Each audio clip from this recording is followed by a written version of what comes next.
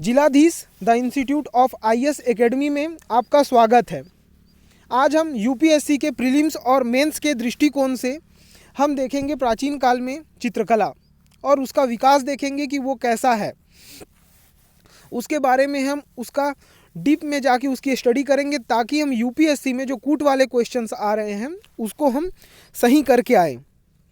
क्योंकि हमसे वहाँ पे ये नहीं पूछेगा कि भीमबेटका कहाँ पे है, अजंता कहाँ पे है या बाघ कहाँ पे है।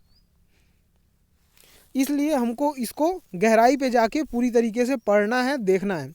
और इसके साथ ही दोस्तों, आप इस वीडियो में आपको जो ये दिख रहा है पीपीटी, वो आपको हमारे टेलीग्राम में मुफ्त रूप में मिल जाएगा और आपको इससे बाहर कहीं भी पढ़ने की ज़रूरत नहीं है। तो उसके साथ ही दोस्तों, हम देखते हैं प्राचीन काल में चित्रकला। प्राचीन कला में जो चित्रकला हमको देखने को मिलती है उसमें भित्ति चित्रकला एक उत्कृष्ट उदाहरण हमको देखने को मिलता है भीमबेटका में। और भित्ति चित्रकला का मतलब ये होता है कि जैसे कोई गुफा है या कोई महल है, मंदिर है, तो उसके दीवारों पे, छतों में, स्तंभ और गेटों पे मिलते हैं। और गुफा के दो प्रकार होते हैं दोस्तों, प्राकृतिक और मानव निर्मित। जो प्राकृतिक प्रकार की जो गुफा है वो है भीमबेटका, और मानव निर्मित जो गुफा है वो है अजंता और बाघ।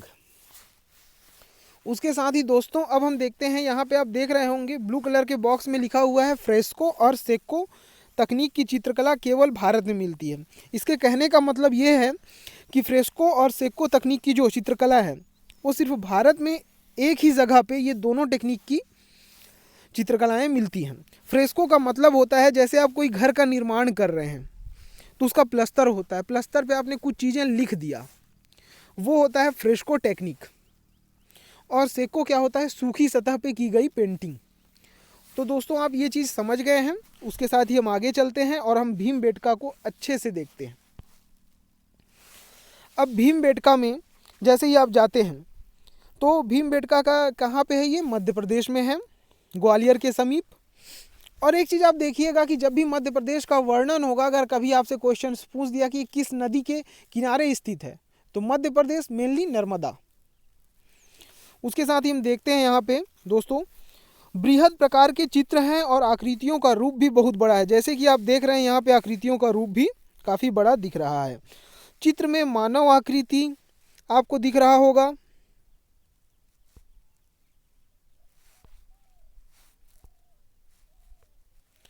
चित्र में आपको मानव आकृति देखिए यहाँ पे दिख रहा है। और पशु आपको दिख रहे हैं। ज्यामितीय आकृति देखिए, जो पुरुष बना हुआ है उसमें देखिए त्रिभुज की आकृति दिख रही है, ये एक ज्यामितीय आकृति हो गई।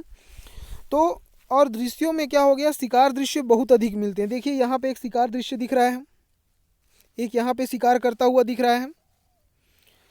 और 16 प्रकार के रंगों का प्रयोग मिलता है, लेकिन देखिए मेनली क्या है, आपको सफ़ेद और लाल रंग ज़्यादा दिख रहे हैं, जो कि आप चित्र में अच्छी तरीके से देख पा रहे हैं। चित्रों में मुख्यतः मानव को शिकार दृश्यों में, अर्थात उसमें कौन होगा, शिकार करने कौन जाएगा, पुरुष ही जाता है, तो पुरुष है। और अन्य कार्य को करते हुए कौन है, महिला, तो महिलाओं को दर्शाया गया है। उसके साथ ही आप यहाँ पे देख रहे हैं पशु की आकृति। यहाँ पे दो चीज़ें और दिख रही हैं जो हम आगे देखेंगे। जैसे देख लीजिए यहाँ पे चीतल दिख रहा है, सर्वाधिक मात्रा में चीतल यहीं पे दिख रहे हैं। और ये देखिए ये पशु जो एक्सरे पैटर्न में बनाया गया है। तो देखिए हम आगे की वीडियो में देखते हैं कि यहाँ पे 29 प्रकार के पशु की आकृतियाँ मिलती हैं भीमबेटका में, और 29 प्रजातियों को दर्शाया गया है, जिसमें सर्वाधिक रूप से कौन दिख रहा है, चीतल दिख रहा है। और पशु की आकृतियों को क्या दिखाया गया है, शिकार दृश्य में दर्शाया गया है, पृथक रूप में भी दर्शाया गया है, जैसे आपने देखा है वहाँ पे, जैसे घास चरती भैंस, छलांग लगाता बंदर। ये सब चीज़ें इंपॉर्टेंट पॉइंट है दोस्तों। और देखिए यहाँ पे मैं आपको पहले ही बता दूं कि ये चीज़ आप मान के चलिए कि ये यहाँ पे पूछा जा सकता है। कुछ पशुओं को एक्सरे पैटर्न में दर्शाया गया है, जिसमें उसके आंतरिक हिस्से दृष्टिगोचर होते हैं। तो आपसे ऑप्शन दे देगा कि कुछ पशुओं को दर्शाया गया है भीमबेटका में जहाँ कुछ भी दृष्टिगोचर नहीं होता, और कुछ में ऐसे भी दे देगा कि एक्सरे पैटर्न है और उसके आंतरिक हिस्से दृष्टिगोचर हो रहे हैं, और कुछ में शिकार करते हुए मनुष्य। ऑप्शन ए सही है, ऑप्शन 1 और 2 सही हैं। इस तरीके के क्वेश्चन यूपीएससी पूछता है, तो इसके लिए आपका कॉन्सेप्ट क्लियर होना चाहिए। और मानव आकृतियों को विभिन्न पोशाकों आभूषणों में दर्शाया गया है, जैसे गले में हार, हाथों में चूड़ियाँ और कलाई का पत्ता और इत्यादि। तो इसके साथ ही दोस्तों हमारा भीमबेटका का टॉपिक कंप्लीट हो चुका है। तो एक चीज़ आपको देखिए, आप चित्र में भी देख चुके हैं। पहला मेन चीज़ आप याद रखिए, एक्सरे पैटर्न, आंतरिक हिस्सा दृष्टिगोचर, 29 प्रकार के पशु, 29 प्रजातियों को दर्शाया गया है। सबसे अधिक कौन है? चीतल है। शिकार दृश्य में कौन है? पुरुष है। और घर का कार्य कौन करती है? महिला करती है। आभूषणों को दर्शाया गया है। अब आभूषण में गले का हार आपको जो डालना है वो डाल सकते हैं। उसके साथ ही दोस्तों अब हम आगे चलते हैं और हम देखते हैं अब अजंता। अजंता से बहुत क्वेश्चंस बनते हैं दोस्तों। तो अजंता में देखिए सबसे ज़्यादा गुफा कहाँ पे? अजंता पे है, जो 30 गुफा है टोटल। उसमें 6 गुफा में चित्र मिलते हैं। और फ्रेस्को और सेको तकनीक का प्रयोग भी हमको कहाँ मिलता है? अजंता में ही मिलता है। मतलब सूखे सतह पर और प्लास्टर की हुई सतह पर, मतलब गीली सतह पर। और देखिए इसमें एक चीज़ आप देखेंगे कि जब आप अजंता में जाएंगे तो आपको बाघ में भी वही चीज़ देखने को मिलेंगी, कुछ चीज़ें जो सिमिलर होंगी। बौद्ध विषय वस्तु है, मतलब बुद्ध के जीवन के बारे में यहाँ क्या किया गया है? दर्शाया गया है और इसके दर्शन मिलते हैं हमको। और इन चित्रकला में विभिन्न प्रकार के रंगों का इस्तेमाल है, जिसमें 6 रंग प्रमुख हैं: सफ़ेद, पीला, काला, नीला, हरा, लाल। ये चीज़ हमेशा याद रखिएगा दोस्तों, ये आपका एक इम्पॉर्टेंट पॉइंट है कि कौन कौन से कलर आपको दर्शाए गए हैं। तो सफ़ेद, पीला, काला, लाल, हरा। बौद्ध विषय वस्तु में बुद्ध के बारे में दर्शाया गया है। बोधिसत्व, मतलब उनको कब ज्ञान की प्राप्ति हुई, और बुद्ध के जीवन के दृश्य कि बुद्ध का जन्म कैसे हुआ, बुद्ध ने बोधिसत्व को कैसे प्राप्त किया, और उनके जातक के दृश्य देखने को यहाँ पे मिलेंगे आपको। तो बौद्ध की जीवन की विषय वस्तु आप एक चीज़ मान लीजिए कि अजंता का एक मेन टॉपिक है। दूसरा चीज़, प्राचीन काल का संपूर्ण जीवन इनकी पेंटिंग्स में परिलक्षित होता है, मतलब दिखता है कि प्राचीन काल में लोगों का रहन सहन कैसे था। जैसे महलों में राजकुमार, घरों में महिलाएं, कार्य करते हुए कृषक और श्रमिक, और विभिन्न प्रकार के पशु और पक्षी। मानव आकृतियों का रूप क्या है? विशिष्ट है, क्योंकि ये पतले और उत्कृष्ट प्रकार के, मतलब ये एकदम पतले, ऐसा नहीं दिखा दिया गया है कि एकदम जंबो पहलवान, वो इस तरीके का नहीं दिखाया गया है इन पेंटिंग्स में। इसमें जो दिखाया गया है वो है कि मानव का आकार जो है क्या है? वो पतला है, उत्कृष्ट है, मतलब अगर आप लोगों की भाषा पे बोला जाए तो हैंडसम। उसके साथ ही जैसे ही हम जाते हैं आगे, केश सज्जा, पोशाक और आभूषणों के साथ भी पुरुषों को दर्शाया गया है। अजंता के चित्रों में जो दृश्य दिखाए गए हैं उसमें विभाजन नहीं है, मतलब ऐसा नहीं कि आपने जैसे कोई चीज़ देख रहे हैं कि एक आदमी शिकार कर रहा है तो उसके साइड में ही आपको जुड़ा हुआ दिखेगा राजमहल, जहाँ पे नृत्यांगनाएं नृत्य कर रही हैं। तो इस चीज़ों को जब आप एक साथ देखेंगे तो वो सिर्फ हमको क्या होगा, एक दृश्य दूसरे दृश्य से क्या होगा? एकीकृत होगा, ऐसा हमको आभास होगा। उसके साथ ही हम देखते हैं अजंता के चित्रों में प्रकाश, छाया और तकनीक का इस्तेमाल दृष्टिगोचर होता है। मतलब जैसे कोई पेंटिंग्स बना दी गई, कोई आकृति बनी हुई है, तो वहाँ जैसे सनलाइट है, मतलब डे में बनाया गया तो उसको डे बाई डे वो दृष्टिगोचर होगा, या अगर रात की पेंटिंग्स हैं तो उसमें रात को भी डिस्क्राइब किया गया है, जिसमें छाया का प्रभाव आपको देखने को मिलेगा, जिसके अंतर्गत चित्र के हिस्सों को प्रकाशमयी और गहरा बनाया गया है। अब जैसे ही दोस्तों हम आगे जाते हैं, अजंता के परवर्ती चित्रों वाले गुफा नंबर 2, सबसे इंपॉर्टेंट पॉइंट अब तक का दोस्तों, अजंता के परवर्ती चित्रों वाले गुफा नंबर 2 में लैपिज लाजुली रंग का प्रयोग मिलता है। तो ये क्वेश्चंस वन लाइनर में भी आ सकते हैं और ये क्वेश्चंस कूट में भी आ सकते हैं। तो आप यहाँ पे एक चीज़ आपने यहाँ पे याद रख लेनी है कि गुफा नंबर 2 में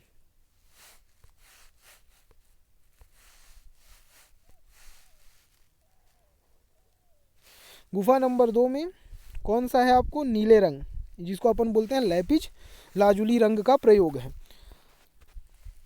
और यह रंग एक बहुमूल्य खनिज पत्थरों से बनाया जाता है। और इस रंग को कहाँ से हम लाते थे? फारस और बदस्खा से क्या किया जाता था? उस समय आयात किया जाता था। और उसके साथ ही हम अब देखते हैं अजंता की गुफाओं में आरंभिक चित्रकारी 9वीं गुफा और 10वीं गुफा में उपलब्ध है। मतलब जो वहाँ पे चित्रकला की जब शुरुआत हुई तो कौन सी गुफा में है? 9वीं और 10वीं गुफा में। उसके साथ ही दोस्तों अब हम देखते हैं कि इन गुफा के चित्र बहुत अधिक क्षतिग्रस्त हो चुके हैं। मतलब अब उनको पहचानना उस तरीके से संभव नहीं है। उसमें अब कुछ चीज़ें देखिए, लोग जाते रहते तो कुछ उत्पात कर देते हैं, समझ जाइए। और कुछ तो टाइम के बाद क्या होता है, वो डीके का एक मेथड होता है जिसके थ्रू वो क्षयीकृत हो जाता है। यह चित्र सांची और भरहूत की जो शिल्प शैली में विशेष समानता रखती है। 10वीं गुफा में एक ब्राह्मी लिपि का लेख है जिसके अनुसार विंसेंट स्मिथ ने 9वीं और 10वीं गुफा के चित्रों को दूसरी शताब्दी ईसा पूर्व से 150 ईस्वी तक का माना है। तो एक चीज़ आप देख लीजिए कि 10वीं गुफा में क्या मिलेगा? ब्राह्मी का लेख। और उसके अनुसार क्या है? विंसेंट स्मिथ ने क्या बताया था कि 9वीं और 10वीं गुफा के चित्रों को दूसरी शताब्दी ईसा पूर्व से 150 शताब्दी ईसा पूर्व तक का माना है इन्होंने। अब दोस्तों यहाँ पे जैसे आप देख रहे हैं ये ठीक है। अब हम देख लेते हैं पहले अजंता के चित्र को, उसके बाद मैं आपको एक इम्पॉर्टेंट पॉइंट बताऊंगा, उसको आप नोट कर लीजिएगा।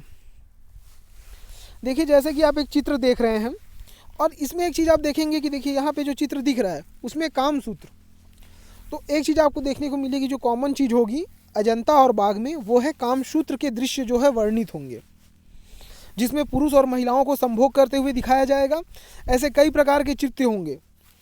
उसके साथ ही देखिए आप यहाँ पे जो दूसरी पेंटिंग है उसमें बुद्ध के जीवन के बारे में दर्शाया गया है और दूसरा में नृत्य करती नर्तकी।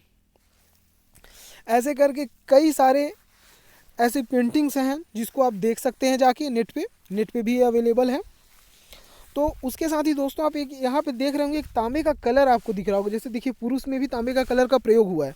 इसको क्या कहते हैं? टेरावट कहते हैं, जिसे हम हिंदी में कहेंगे संग सब्ज। इंग्लिश में उसको क्या कहते हैं? टेरावट। इसका प्रयोग अजंता में बहुत अधिक मिला है। अगर कोई चीज़ पूछ लिया कि कौन से रंग का सर्वाधिक प्रयोग मिलता है तो आप क्या बोलेंगे कि भैया तांबे का रंग, जिसको अपन क्या कहते हैं? अंग्रेजी में टेरावट कहते हैं और हिंदी में कहते हैं संग सब्ज। उसके साथ ही दोस्तों अब हम चलते हैं बाघ में। अब जब हम बाघ की चित्रकला देख रहे हैं तो बाघ में 9 गुफाओं में से 2 गुफा में चित्र मिलते हैं। 4 और 5 नंबर की गुफा के बरामदे की दीवारों पर चित्र मिलते हैं। चित्र का स्वरूप क्या होगा? मुख्यतः धर्मनिरपेक्ष है और धार्मिक विषय वस्तु नहीं है। मतलब इसका ना हिंदू से कोई तात्पर्य है, ना मुस्लिम से कोई तात्पर्य है, ना सिख से कोई तात्पर्य है, ना जैन से कोई तात्पर्य है। ये पूर्णतः धर्मनिरपेक्ष है। धार्मिक विषय वस्तु से इसका कोई वो नहीं है। विषय वस्तु के अंतर्गत इसमें क्या चीज़ किया गया है? लोगों को जुलूस में दिखाया गया है जिसमें घुड़सवार हैं और हाथी में भी सवार हैं। दूसरा दृश्य क्या है? एक नर्तकी और एक संगीतकार का दृश्य है। तीसरा दृश्य एक राजकुमार की व्यथा की स्थिति में उसको सांत्वना देता हुआ दूसरा साथी। अब ये ऐसा है कि जैसे आप 2 दोस्त हैं, कोई किसी कारणवश नाराज है तो उसका दोस्त आके क्या करता है? उसको सांत्वना देता है। एक ये वाला भी दृश्य है। चौथा दृश्य क्या है कि 2 देवियाँ बैठी हुई हैं और 2 राजशाही आकृतियों को बैठे हुए वार्ता करते हुए दर्शाया गया है। तो भाई जहाँ पे औरतें बैठेंगी वहाँ बात तो होगी, ये चीज़ तो है। उसके साथ 5वां दृश्य क्या है? हवा में उड़ते हुए भिक्षुक और वाद्य यंत्र बजाते हुए क्या हैं? उनके भक्त। बाघ के चित्रों में क्या चीज़ देखने को मिलता है? मेनली फूल पत्तियों का अलंकरण। मतलब जहाँ पे आप देखेंगे कि भाई एक राजकुमार बनाया गया, वहाँ पे पेड़ पौधे भी आपको नजर आ जाएंगे, तो उसका अलंकरण दृष्टिगोचर होता है। इसके साथ ही पक्षियों के चित्र भी मिलते हैं। देखिए यहाँ पे एक पक्षी का चित्र आपको दिख रहा है और ये देखिए नर्तकी वाला। इसके साथ ही दोस्तों बाघ का मेरे को उतनी ज़्यादा मतलब पेंटिंग्स नहीं मिल पाई नेट में, क्योंकि वो ईज़िली अवेलेबल नहीं है। तो आप अगर जब कभी भी आपको मौका लगे तो आप बाग जाके देखिए। इन चीज़ों को हम पढ़ने से ज़्यादा हम उस स्थान पे जाके समझ सकते हैं, और यूपीएससी इसी चीज़ को रिक्वायर करता है कि आप इसको कितनी बेहतरीन तरीके से पढ़े हुए हैं। तो एक चीज़ मैं आपको बताऊंगा, आप जितनी चीज़ें मैंने आपको पढ़ाई अभी तक, ना तो आपको ये नितिन सिंघानिया के बुक में मिलनी है, आपको ये कहाँ पे मिलेगी, सीसीईआरटी के बुक में, जो कि ऑफिशियल गवर्नमेंट की बुक है, और आप उससे पढ़िए, और एक दो और बुक्स है जिससे आप इसको पढ़िए। लेकिन मेरे को लगता है कि मैंने जितना आपको बता दिया है, इससे बाहर के क्वेश्चंस यहाँ से नहीं आएंगे। तो उसके साथ दोस्तों आप इसको बार बार मतलब वीडियो को देखिए और रिवाइज़ कीजिए। उसके साथ ही अब इस वीडियो का मेन जो पॉइंट है, जो आपको एक अलग लेवल का नॉलेज देगा, वो चीज़ मैं अब शुरू करने वाला हूँ। देखिए यहाँ पे मैंने नोट लिख दिया है ऊपर में, क्योंकि आपने अजंता भी पढ़ लिया, बाघ भी पढ़ लिया, लेकिन उन दोनों चित्रकला में मेन जो उनका मर्म है वो कहाँ से आया। तो वात्स्यायन के काम सूत्र में क्या होता है, 64 कलाएं वर्णित हैं, उसमें से चित्रकला भी एक कला है, और जिसका स्थान क्या है, चौथा है। काम सूत्र के प्रथम अधिकरण के तीसरे अध्याय में यशोधर ने चित्रकला के 6 अंग बताए हैं जो निम्न है। मैंने इसलिए यहाँ पे चित्रकला शब्द का प्रयोग किया, नहीं वहाँ पे जो काम सूत्र में वर्णित है वहाँ चित्रकला को क्या कहा गया है, आलेख्यम। लेकिन मैं आप एक सामान्य बोलचाल की भाषा में आप समझ सके, इसलिए मैंने चित्रकला शब्द को यहाँ पे पुट ऑन किया है। अब देखिए इनकी जो चित्रकला में कौन कौन से भाव दिखते हैं, वो दिखते हैं 6 भाव। रूप भेद, मतलब उसमें दृष्टिकोण का ज्ञान है कि भाई अगर नर्तकी नाच रही है, राजकुमार वहाँ बैठा हुआ भोग विलास कर रहा है, तो ये क्या होता है, एक दृष्टि ज्ञान है। प्रमाण, ठीक अनुपात, नाप और तथा बनावट, मतलब जो चीज़ें बनाई गई हैं वो बिल्कुल नाप तौल के बनाई गई हैं इन दोनों जगह पे। भाव, आकृतियों में दर्शक को चित्रकार के हृदय की भावना दिखाई दे रही है। सबसे पहली चीज़ क्या होती है, अगर आप कोई चीज़ बना रहे हैं तो वो सामने वाले को समझ में आना चाहिए। लावण्य योजना, कलात्मकता और सौंदर्य का समावेश, जो वहाँ पे जो सौंदर्य का तात्पर्य हमेशा नारी से ही रहा है, और वहाँ पे जो भी नारियों की पेंटिंग आपको देखने को मिलेगी वो अत्यंत सुंदर है। सादृश्य, देखे हुए रूपों की समान आकृति, मतलब आपने जो एक्चुअल में देखा है वही आप उसको पेंटिंग में देख रहे हैं। और वार्णिक भंग, रंगों और तुलिका के प्रयोग में कलात्मकता। तो इतनी चीज़ें, और ये जो चीज़ मैंने आपको बताया, इन 6 चीज़ों का ही समावेश क्या मिलेगा आपको, अजंता में और बाघ में मिलेगा। तो दोस्तों क्या होता है, जैसे आपने इतनी चीज़ें पढ़ ली, उसके बाद आपको ये चीज़ हमेशा ध्यान रखना है, वात्स्यायन के काम सूत्र में 64 कला वर्णित है, चौथा स्थान चित्रकला का है, और यशोधर नाम का एक आदमी था जो 6 अंग बता दिया। इसके 6 अंग का जो अपने को जो स्वरूप देखता है, रूप भेद, प्रमाण, भाव, लावण्य योजना, सादृश्य और वार्णिक भंग, इनका पूरी तरीके से जो भाव है और जो वर्णन है वो आपको अजंता और बाघ में मिल जाएगा। तो इसके साथ ही दोस्तों इस वीडियो को आप लाइक करिए, शेयर करिए, और इसके साथ ही आप टेलीग्राम ग्रुप से हमारे जुड़ जाइए। मैं इसकी पीपीटी वहाँ पे अपलोड कर दूँगा, ताकि आपको यहाँ पे कोई एक्स्ट्रा चीज़ें लिखने की ज़रूरत ना पड़े। हाँ, एक चीज़ लिख लीजिएगा जो मैंने बताया है, तांबा खनिज रंग, जिसको आप टेरावट कहते हैं, संग सब्ज कहते हैं, क्योंकि ये चीज़ मेनली इंपॉर्टेंट है। बाकी मैंने फ्रेस्को और सेको तकनीक के बारे में बताया, तो आप जनरली आप उसको समझ ही गए। तो धन्यवाद दोस्तों, और आप इसको लाइक और शेयर करिए।